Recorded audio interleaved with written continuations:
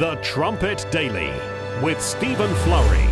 Well, hello everyone, and welcome back to the Trumpet Daily radio show. Hopefully everyone is doing fine today. We've got a lot to get to. In fact, all of the programs this week, I've just had pages and pages and pages of material and lots of leftovers each day, and so it's really been quite the challenge, especially with one less hour. I think the time change is coming up soon, I hope, here in the UK.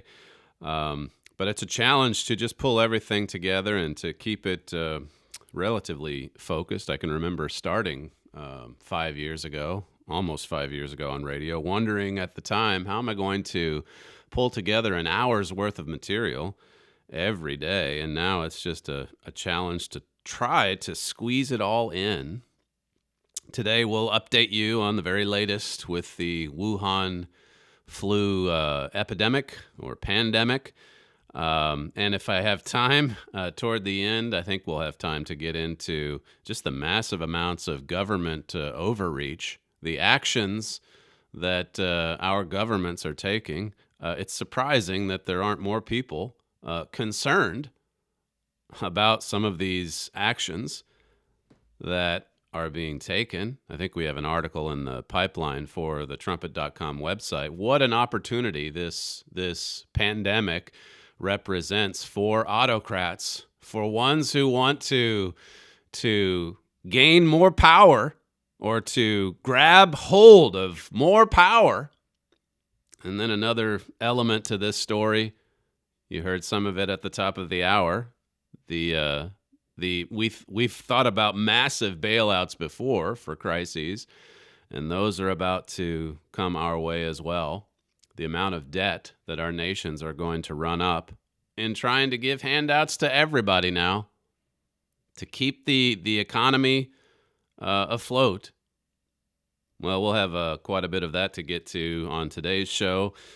Joel Hilliker will be discussing the coronavirus pandemic on his program, the Trumpet Hour. That comes up immediately following this program, the Trumpet Daily radio show. And I would mention just briefly, too, that we've gotten some really wonderful emails these past few days. I always have them at the end of my notes.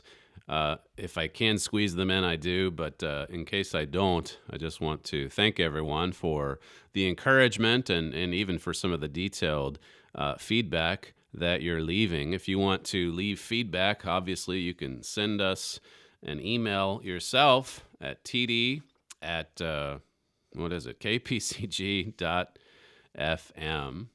Well, I just want to start first with a few scriptures just to encourage all of us to make sure that our minds are right, that they're aligned with God. That's the way we have to view all of these events in the world today. Yesterday during the college forum, I went through 2 Timothy 1 and verse 6 and 7, where Paul talked about the Spirit of God and what that gives to our minds. He says in verse 6, "Wherefore I put you in remembrance that you stir up the gift of God," Paul said, "which is in you," Timothy, that is, "by the putting on of my hands." Paul actually put his hands on Timothy's head. Hopefully he washed his hands after that. But he laid hands on his assistant, Timothy, and he said to Timothy, stir up the gift of God. And that would be the Holy Spirit of God. Stir it up. Go to God daily, Timothy, to receive strength, to receive the spirit of a sound mind. My father's pointed out before how that really, if you read between the lines here, Timothy was shaken by some of the trials and tests around him. He was shaken by what was happening in his world. And Paul had to encourage him to stir up the gift of God's Spirit. Verse 7, it says, "For God has not given us the spirit of fear, but of power and of love and of a sound mind." God's Spirit gives us explosive power, spiritually speaking. It gives us the spirit of godly love. God's love, an unselfish, outflowing concern. You haven't heard a lot about it just yet, but they'll certainly begin to make headlines, as they always do with any crisis. The ugly side of human nature, people that now go in and loot stores because, well, they know they're going to be closed for days on end. There have been police chiefs that have already announced, they've made it public, we're not even going to make that many arrests because, well, we've got this virus. They could go to jail and get the sickness. How many other unintended consequences will there be from all of these actions, these draconian actions and policies that are now being put into place? How many freedoms are we relinquishing? How many freedoms are we sacrificing in the name of security, safety, health? We need God's Spirit if we're going to have God's love. God's love needs to motivate everything that we do. And what about a sound mind?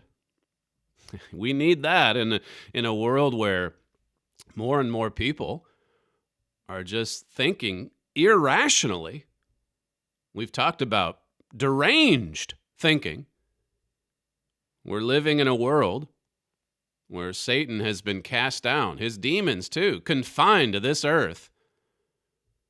And they are surcharging the air, as Ephesians 2 brings out, with satanic attitudes, impulses, emotions. They're capitalizing on this emotionally unhinged state that we see in the world, that we see in nations, that we see among individuals. So Paul was there encouraging Timothy, lifting his spirits, telling him how to keep his focus in time of trial and test. Make sure that you're stirring up that gift of God's Holy Spirit. There's another example. I'll just go through this one quickly. Elijah in 1 Kings 19. And this follows a series of incredible miracles that God performed through Elijah. And what an inspiration that must have been for God's prophet, to see the hand of God, to be a part of God's powerful work. Well, Elijah, he wasn't immune from difficulty and challenges and trials and tests.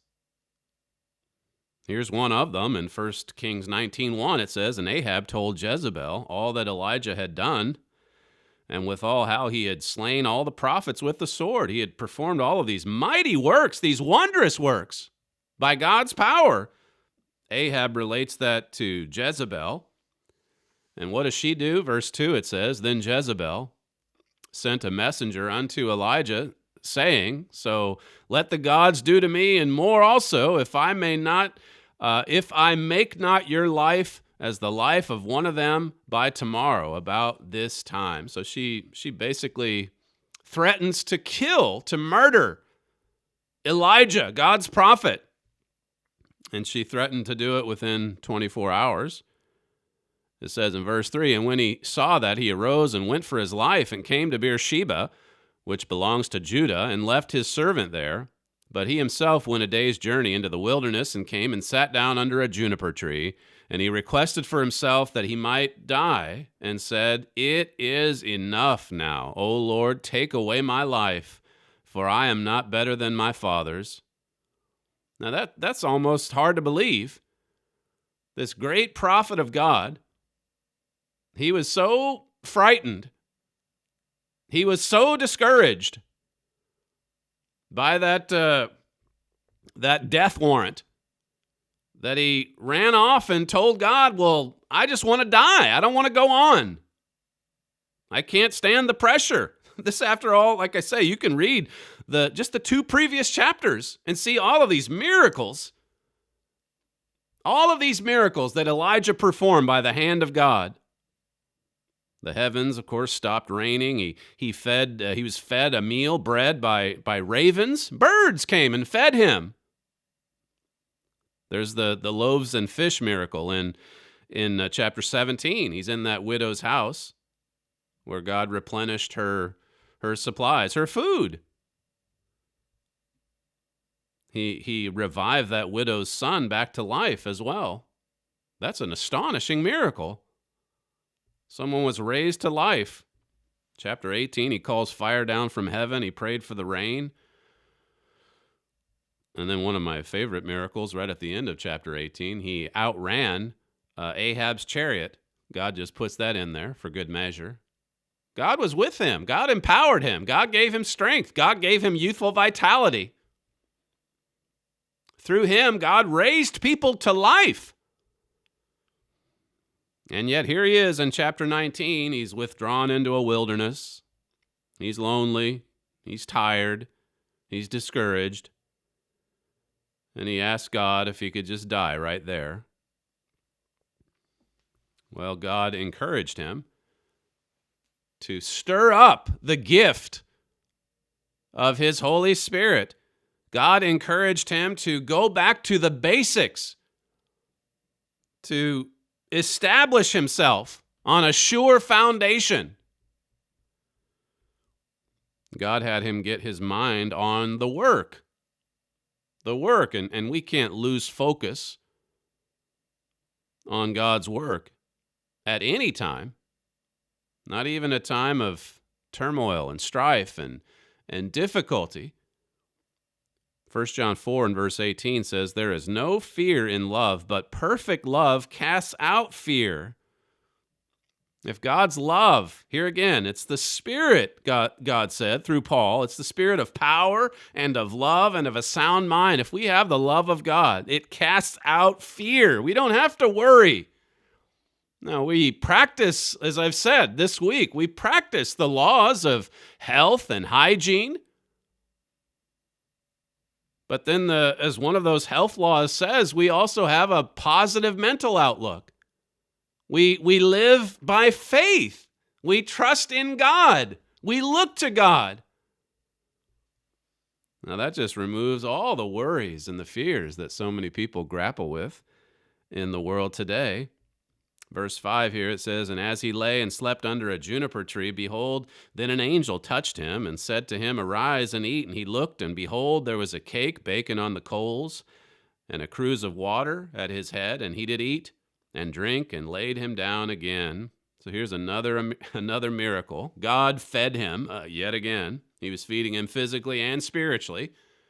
Verses 7 and 8, you can see where, again, he receives another miracle from God, or a meal, and then God directs him to Mount Horeb, to go back to the beginning, to go back to where Israel's history began. This incredible history, this miraculous history. Go back to the foundation. Go back to your starting point, the reason for your being here. That's how God encouraged him. Let me read to you one more passage. This is in the Gospel of John. John 4 here in verse 30, it says, "Then they went out of the city and came unto him. In the meanwhile his disciples prayed, saying, Master, eat. But Christ said to them, I have meat to eat that you know not of." So they were worried that Christ wasn't eating enough. And Christ said, "Look, this is my meat. This is my sustenance. God's work." Verse 33, it says, "Therefore said the disciples one to another, Hath any man brought him aught to eat? Jesus said unto them, My meat is to do the will of him that sent me, and to finish his work." That is our objective. That's why we're here, to do the work of God. And if we have to navigate our way through some cumbersome tasks or to wait through patiently a period of difficulty or turmoil, then we do it. My father says in John's Gospel, the love of God, this is the key to having passion and high spirits. The work of God has a built-in vision of joy. And he says later, if you get your heart into God's work and give it everything that you have, it will give you all the exuberance and joy God has to give us on earth. So there's the cure. There's the cure for discouragement. and depression. It's pouring your heart into the work of God. There still is a work to be done. The work isn't yet finished. And what's uppermost in God's mind, every day that we wake up, every day that we start, every new day that we begin, the first thing on God's mind is doing and finishing the work. And to the extent that we have that same mindset, we will be filled with joy. Verse 35 says, "Say not you, there are yet 4 months, and then comes the harvest. Behold, I say to you, lift up your eyes and look on the fields, for they are white already to harvest." Don't say it's a long way off. It's right there in front of you. We have to have that same mindset and vision. Another article, this is a chapter in the Overcomer booklet. My father says, if you really have the spirit God wants you to have, the high morale, you're going to win 3 battles when you would normally win 1. The way for us to develop high morale is by getting our hearts into God's work. Put your heart into the work of God. That's the key to having or developing high morale. We're coming right up to the spring holy days, and we can't let anything interfere with our focus and our preparation for those days, for Passover, days of unleavened bread. As we think about and meditate on the sacrifice of Jesus Christ, of what was done for us, so that we might come out of this world and be purged and purified and strengthened and acquire this new mind, the mind of Christ, the spirit of power and of love and of a sound mind. If everything's shut down, what an opportunity for us to, as I covered the other day, to get grounded in God's health laws, to get grounded in this spiritual mindset, the spirit of love and of power and of a sound mind. Yes, use common sense and listen to the rules and the regulations that are being handed down. And maybe, as I said the other day too, cut way back on the cable news and the internet news sites and really make the most of your pre-Passover preparations. There's lots to prepare for.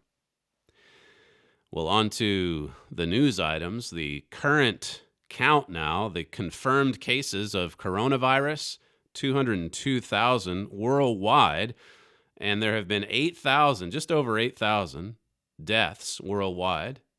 And the last time I checked, that's 116 deaths in the United States of America, a nation of 330 million people.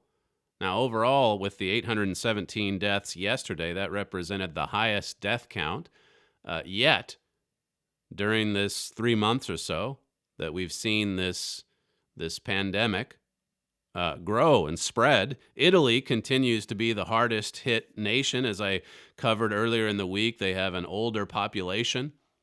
I think it's something like 30 to 35% of that nation is over the age of 60. Lots of people that are dying there are not only old, but they are regular smokers. And so you put that combination together with respiratory illness, and it's a dangerous, life-threatening mix. No doubt about it. But it's important to, again, get perspective. 152,000 human beings died yesterday. That's the average each day, 150,000 or so. And so of 150,000, there were 817 who died of coronavirus. 26,000 died of cancer. 26,000. And you could look at all of the other factors contributing to death, whether you're old or young or anywhere in between. Heart disease, diabetes, the ordinary flu, as I said, that count is at 22,000 just for the United States. The New York Post had a piece yesterday or the day before talking about how that this disease, this virus, spreads in a stealth manner. It says here, stealth coronavirus cases are fueling the pandemic, with a staggering 86% of people infected walking around undetected. That's according to a new study. So 86%, they don't even know they have it. It says 6 out of every 7 cases, that's 86%, were not reported in China before travel restrictions were implemented, driving the spread of the virus, according to this study in the Journal of Science. So it goes to China, and again, you can't really trust all of the statistics coming out of China, but this virus spread throughout that nation before they finally cracked down on it with an authoritarian and heavy hand. If you've seen any videos about the way that they impose their will on the people, it's frightening. Well, it's a communist authoritarian state. But I guess we've been told there were something like 3,000 to 4,000 deaths in China. Now, China's a nation of 1.4 billion people. And in the early weeks of this virus, I know President Trump's going back and forth with the Chinese officials. They're blaming it on the U.S. Army. I mean, come on. And then President Trump answers back and says, "This is you started this. Started in Wuhan." And then you have the radical left that can't believe he would call this a Chinese flu. They're still on that. But the death count in China, and this after the early weeks of not trying to contain the disease, they tried to keep the news from spreading. They didn't want the news about this disease to get out.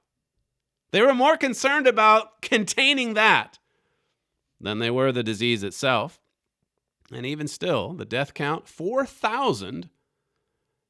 And that's pretty much leveled off. And according to some Western journalists who are in the Wuhan region, life has pretty much returned back to normal. So it's already leveled off there. They're pretty much past it. Again, we can't know all of the statistics because it's a police state, and they control the information that comes out to the world. But if 86%, when I see that, 86% of people are walking around with it and it's undetected, they don't know it. When I see that, I think, well, if this is so lethal, then it seems like there should be even more dying. If it's that lethal. You might have seen yesterday the story in the sports world. They don't have anything to cover right now, so the news for them is who has it and who doesn't. Kevin Durant now has the coronavirus. He was one of 4 from the Brooklyn Nets. They were in California, I guess. They were about to play last week in San Francisco before the NBA suspended its season. Then they went, I think, to Southern California for a few days. They came back. They all got tested. And it turns out that four NBA players tested positive. And this is what's interesting as far as that story is concerned. It says the Nets did not identify any players. Kevin Durant identified himself later. But they said Tuesday that it was 4 players. Only 1 is exhibiting symptoms. So 3 of them didn't even know they had it. 3 of them didn't even know they were sick. But 4 have it, and only 1 felt pretty bad. Now, if you read through that ESPN story, right down to the last paragraph, and what do you read? It says the vast majority of people recover from the virus. Now, that's a pretty important detail that it should be appearing at the top of many of these articles. The vast majority of people recover from the virus. That's a very important detail, I think, amid this mass hysteria. This is from the Times of Israel. Just yesterday. It says a leading Israeli virologist, he's an expert in infectious diseases, he said this Sunday, he urged world leaders to calm their citizens about the coronavirus pandemic, saying people were being whipped into unnecessary panic. This is an Israeli expert, and he's speaking out, saying this unnecessary panic, we need to calm down, he's saying. It says Professor Jihad Bishara, the director of infectious disease unit in Petah Tikva's Belinson Hospital, said that some of the steps being taken in Israel, and I'll get to that in just a second. You talk about draconian steps. They're certainly doing it in Israel. But some of the steps being taken in Israel and abroad were very important, but the virus is not airborne. Most people who are infected will recover without even knowing they were sick. Let me just read that again. This, too, is another important detail. And to the credit of the Times of Israel, at least you see it in the second paragraph. It says here that most people who are infected will recover without even knowing they were sick. So there's a lot of mild cases that are out there. And as ESPN brought out, the vast majority recover from the virus. It says here, the at-risk groups are now known. That would be older people with underlying health conditions. We now know that. So the more this goes on, the more we know about the disease, the more information that we can get out there. That's what he's saying. He says, I've been in the business for 30 years. I've been through MERS, SARS, Ebola, the first Gulf War, and the second, and I don't recall anything like this. There's unnecessary, exaggerated panic. We have to calm people down. There's unnecessary, exaggerated panic. We have to calm people down. People are thinking that there's a kind of virus. It's in the air. It's going to attack every one of us, and whoever is attacked is going to die. Why would they think this? Why would people think this? Well, you know the answer to that if you've been listening to this program. He says that's not the way it is at all. It's not in the air. Not everyone who's infected dies. Most of them will get better and won't even know they were sick. Or they'll have a little bit of mucus, he says. This is an infectious disease expert in Israel. It says here, but in Israel and around the world, everybody is whipping everybody else into a panic, the leaders via the media and the wider public, who then in turn start to stress out the leaders. We've entered into some kind of vicious cycle. He urged the public to internalize that we're talking about a virus that is not airborne. Infection is via droplet transmission. Only if you're close to someone who has the virus and you get the saliva when he sneezes or coughs, can you get ill? Now, I would add to that judging by some of these other pieces, it does seem like that this is especially contagious. And if that's the case, like I've said before, it's one or the other. It's either, look, everybody's getting this. You know the estimates. 160 million Americans, 200 million Americans. Everybody's getting it.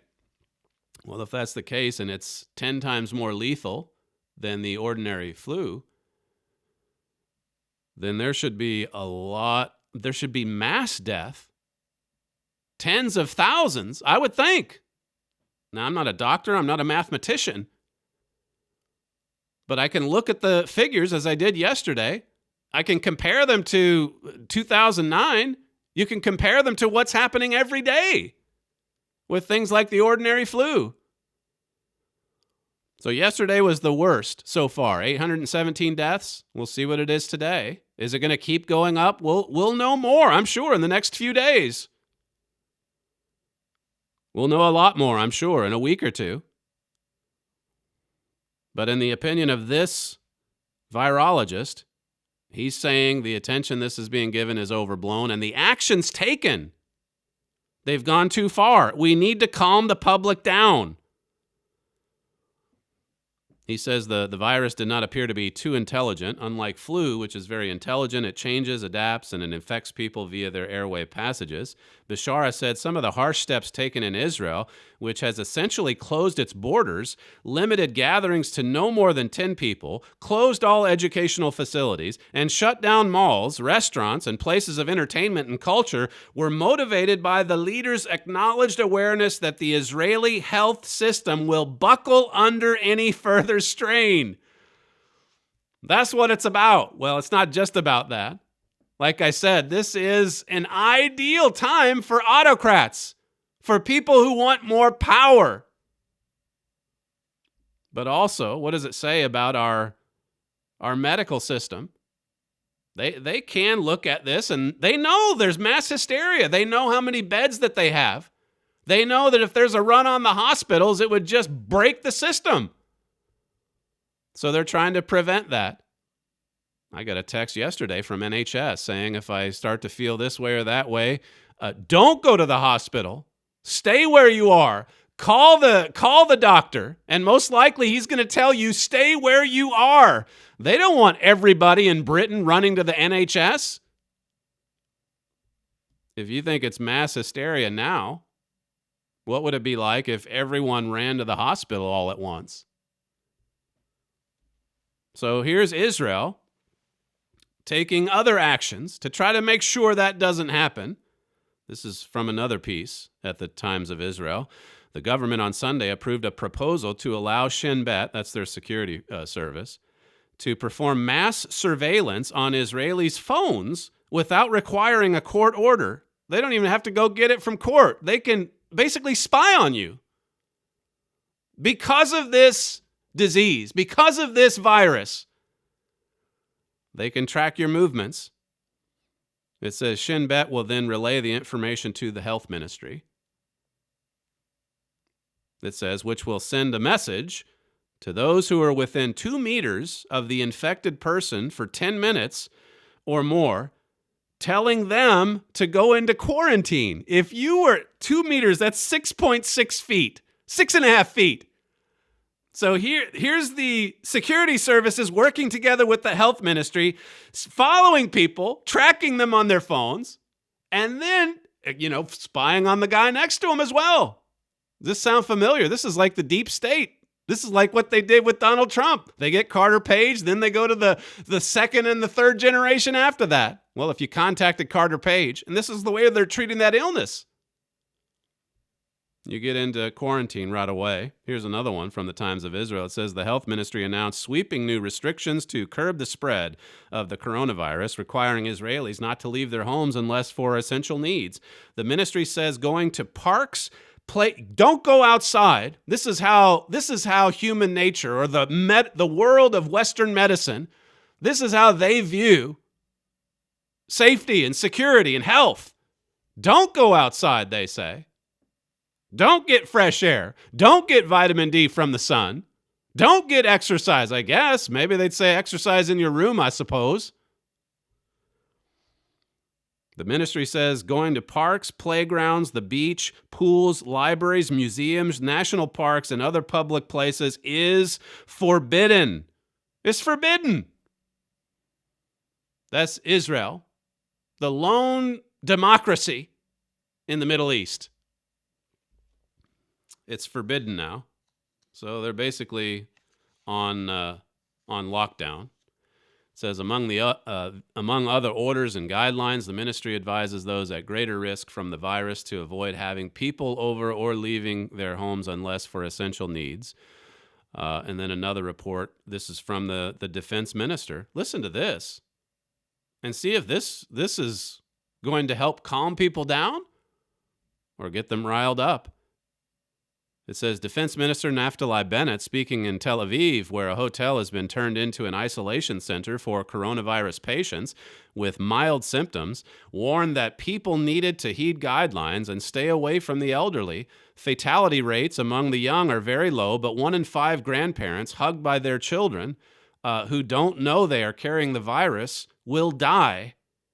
1 in 5 of the elderly. So if you're elderly, you have an 80% chance of recovery. Now, there's a headline you don't see. 80% chance of recovery.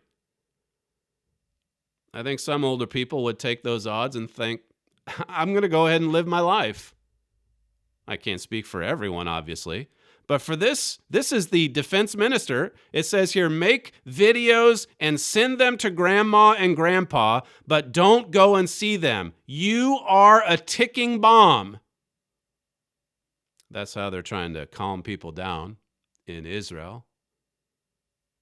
And Israel is not alone. I emailed Brent, by the way. He's our Jerusalem correspondent. I got some of these stories from him. And then I emailed him back and said, well, how many people have died as a result of this? He said 0. 0. As of yesterday, 0. 4 are in critical condition, no deaths. And there's 304 cases of coronavirus. And what do we know from these other stories? The vast majority, the vast majority will recover. Some of them won't even know they were sick. 304 cases in a nation of 8 million people. It's a little nation compared to the United States, but still 8 million people. And this is what happens for 304 people that get a virus. Now, as I've said this past week, practice the laws of health. The Spirit of God's love. It is to quarantine yourself. But when you start hunting down healthy people or telling healthy people, don't you dare go and see grandma or grandpa. That's basically a police state. There's certainly police state tactics. Look at the radical left in the United States. Here the disease starts in China. China covers it up. China's population spreads it not only around China, but around the world. Italy, the United States, Europe, Iran.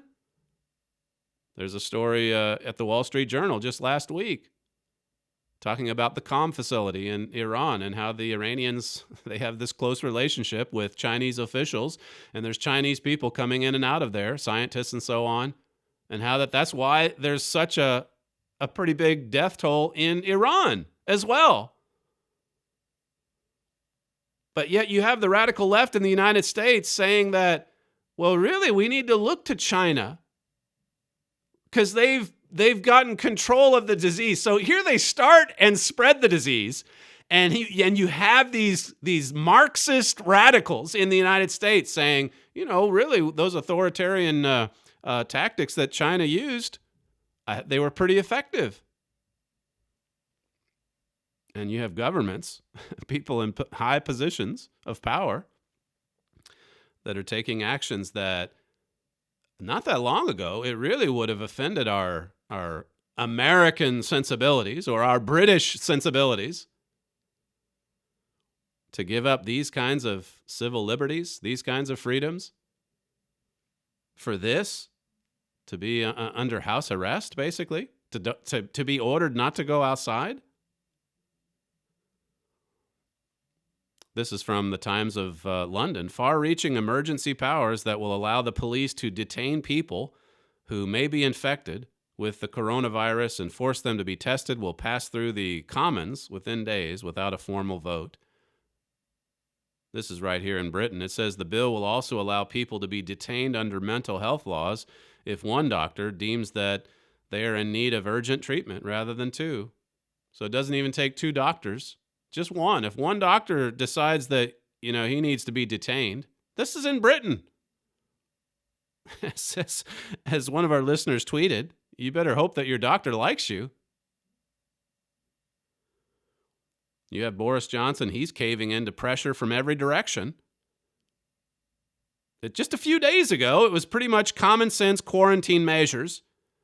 But now you have Britain moving more in the direction of lockdown.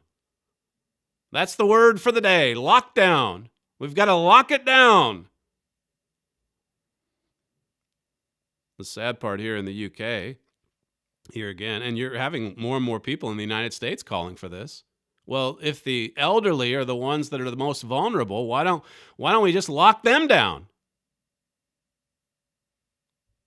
Listen to this exchange. This is the UK Health Secretary on BBC a couple days ago, clip 7. Getting through this is going to be a national effort. And I don't mean those words lightly. I mean every single person in this country is going to be affected and going to have to do things. Quite soon, anybody over the age of 70 is going to be asked to stay inside the house for up to 4 months. Is that a realistic thing to ask to do? Well, the protection of the vulnerable and elderly by asking them to stay away, to stay at home, that is in our action plan, but we do not want formally to say yet that people should do that. And the reason for that is simply this length of time that they'd need to stay self-isolated, stay at home to protect themselves. It is a very big ask. I would say it's a very big ask. That was a couple days ago, and that's now what the government's asking. We'll see how they get around to enforcing it. But if you're 70 or over, you've got to lock yourself into your house. I think they're saying 12 weeks. They indicated in that exchange 4 months. 12 weeks, 3 months. You've got to do it for your safety. Someone sent me an email exchange that their relative had. Now, they don't know God's truth, but it was a middle-aged daughter basically emailing her parents because they went out to the supermarket, and just the attitude coming from this child of these parents. How dare you go to a supermarket? How dare you leave your house? This is an American. We're doing this for you. The United States is under a partial lockdown because of you old people. You may have seen the link on Drudge, how that this is causing a generational divide. And look, we weren't that united to begin with. The older generation and the young. And now you have these young people. They're just carrying on. They're going down to spring break in Florida and South Padre Island in Texas. Oh, and now the authorities are concerned about spring break. The binge drinking, the fornication, the sexual transmitted diseases, all of that never was a consideration. The danger even. People going down there and killing themselves because of alcohol poisoning or being kidnapped when they go to Mexico or wherever. That's okay, though. The kids have to party. But now all of the adults, they're just shocked. Why would these young people carry on with spring break when we're all supposed to self-isolate? It's like I said the other day, the problems, the actual problems that have been there for so long and that we just dismiss and that we don't address. And then now this, and now you have this extreme reaction in the other direction? Where is God's thinking? Where is a sound mind? Where are the adults who think rationally, who look at the laws of God and say, look, this is forbidden and this is encouraged?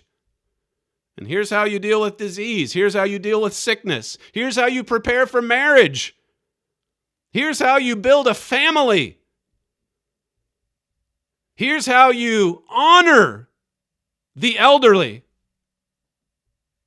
Here's how you honor your parents. Well, they're just following the spirit of the age. Here's the government. It sounds nice on BBC. Look, we're just doing it. It's a lot to ask, but we're doing it for your safety. And they don't see the unintended consequences. They don't see the younger generation that says, well, hey, the older people are the problem here. You think that's going to really help them to honor and respect their elders, to love their elders, to look to their elders? Well, the elderly, they are the most vulnerable. And we all have parents and older relatives. And we all want them to use wisdom and to be careful and to avoid sickness, of course. Of course. But look at the things that are just breaking down as a result of this. What about when the disease just peters out? What are we going to be left with in terms of a strong family, in terms of the freedoms, maybe, that we were used to in the United States or Great Britain or little Israel? In France, you've got the army taking to the streets to enforce the curfew. Emmanuel Macron, he was saying the other day, we're at war.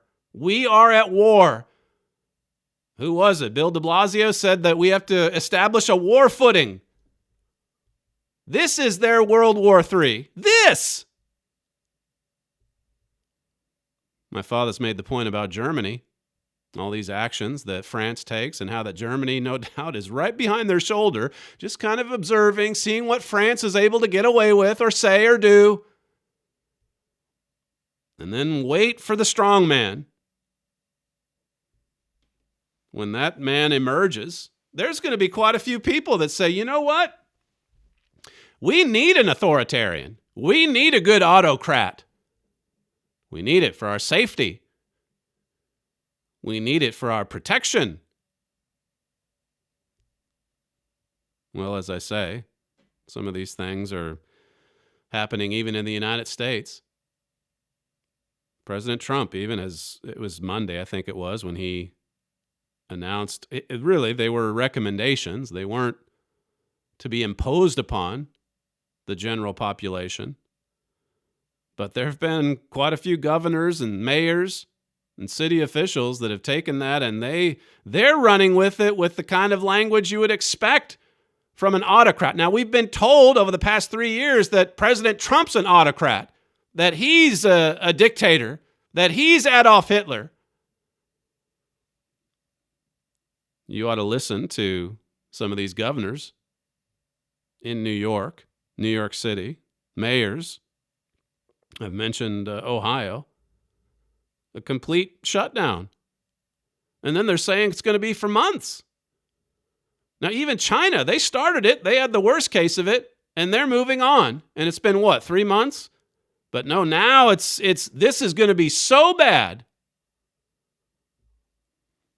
It's going to go on for 8, 9 months. It's going to change the way we live forever. And don't you know, we've got to have trillion-dollar packages to keep everything afloat. We've got to pass this bill. We've got to pass this bill because America didn't have any of these social programs before coronavirus.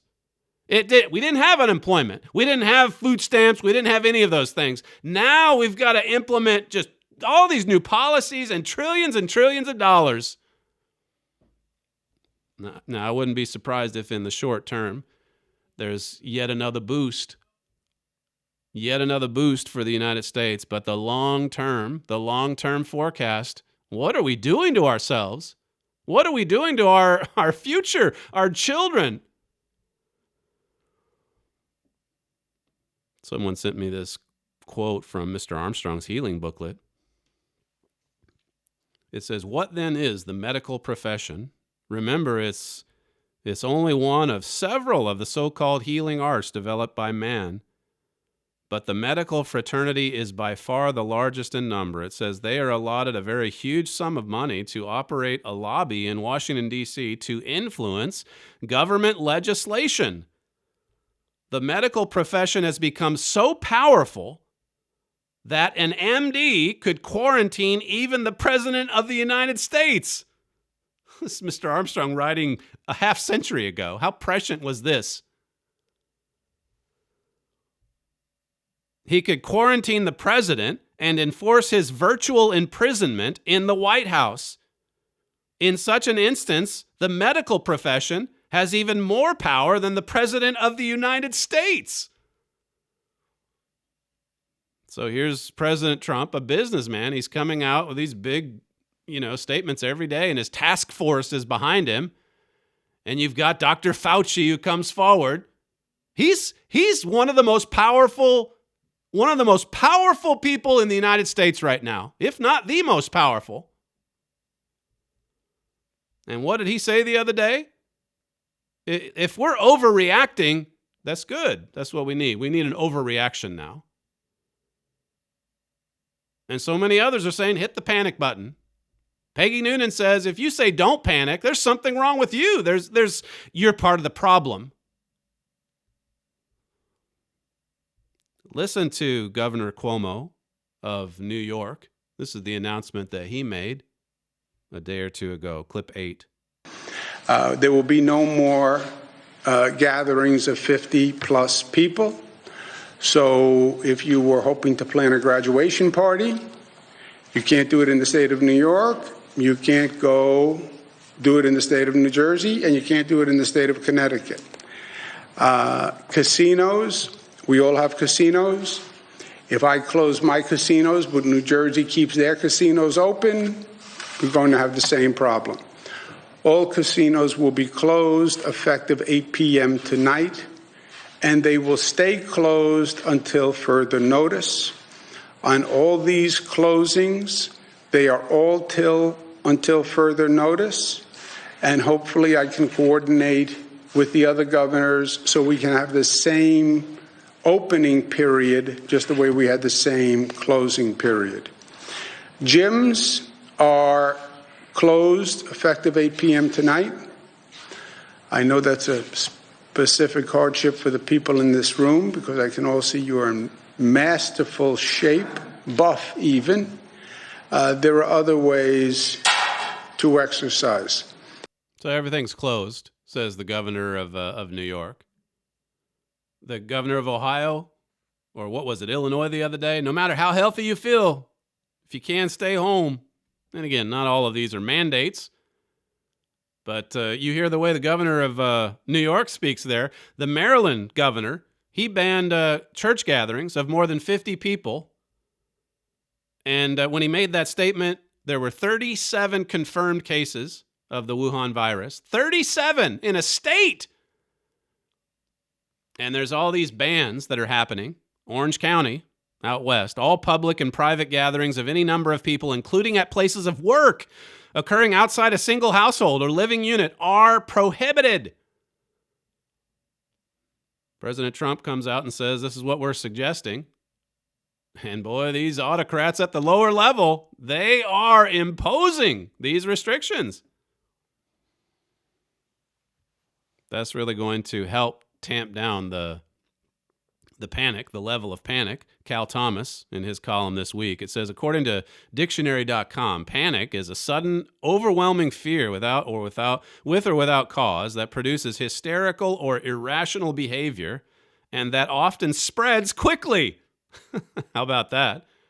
For a bit of irony. It says, is this panic over the coronavirus that has caused the closing of Broadway, sports, arenas, church services, and many schools with or without cause? Is it justified or not? Here's a piece of news that was buried by the major media. An Associated Press headline read, most coronavirus patients recover. Still, anxiety, fear loom. He says, I wonder why fear and anxiety are looming. Could the major media, which love promoting fear when it comes to hurricanes, also be promoting fear while mostly ignoring those who recover from the virus?